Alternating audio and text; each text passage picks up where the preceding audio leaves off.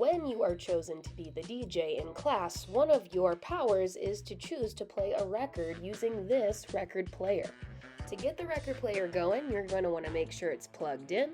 It'll show a little red light if it's all plugged in. And the next step is to press the power button. The power button makes the red light illuminate brighter, and then you know it's turned on and ready to play records. Once you got the power source taken care of, it's time to make sure you're on the proper setting. What we need is this knob to the left here turned to phono, which is short for phonograph, which is really what record players are officially called. The volume control is this big dial right in the center. Twist it to the right, it gets louder. Twist it to the left, it gets quieter. Might want to double check where that is before you play the record. Sometimes you'll approach the record player to use it and there's already a record in it that you don't want to play. So you're going to have to take that out.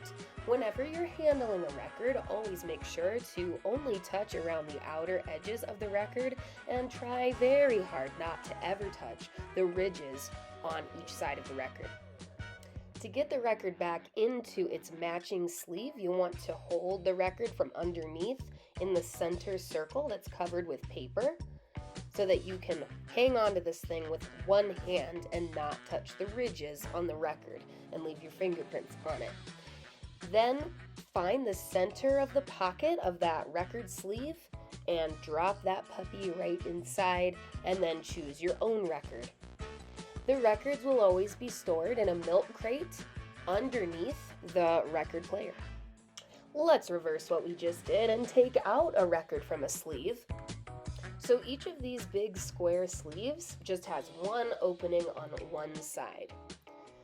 Find the opening on one edge of the big square, and in the very center, you should see a black vinyl record. You're going to want to tip that sleeve to the side and use gravity to help you slip the record out, remembering not to touch the ridges on either side of the record, but either touching it in the center where there's paper protecting it or around the edges. Each record has two playable sides full of songs. So how do you decide which side you want to play? Well, take a look at that center label. Usually they have side A and B, or side 1 and 2, and a list of the songs that you'll hear on each of those. So whichever side of the label is facing up, those are the songs that you're going to hear. Once you've decided which side of the record you're going to play, it's time to put that record onto the player.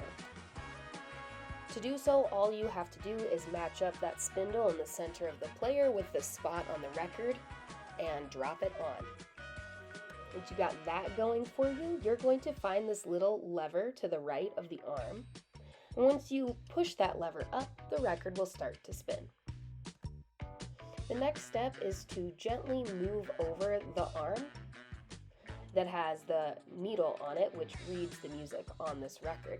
And we need to choose a spot on this record to drop that needle. The closer we put the needle to the center, the nearer to the end of the whole record we are. The further out we put the needle, the closer we are to the beginning. Once you've chosen your spot, you are going to slowly drop down that little lever to the right of the arm. And when you do so, the arm of the record player with the needle will drop down, gently touching the ridges on the record player, creating the sounds that you're about to hear.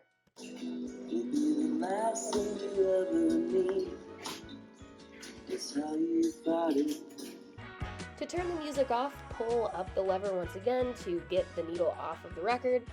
Gently push it back to its little spot, its little bridge that holds it, and pull down the lever once again. It's going to stop the record, and it's going to slowly drop down the arm for later use.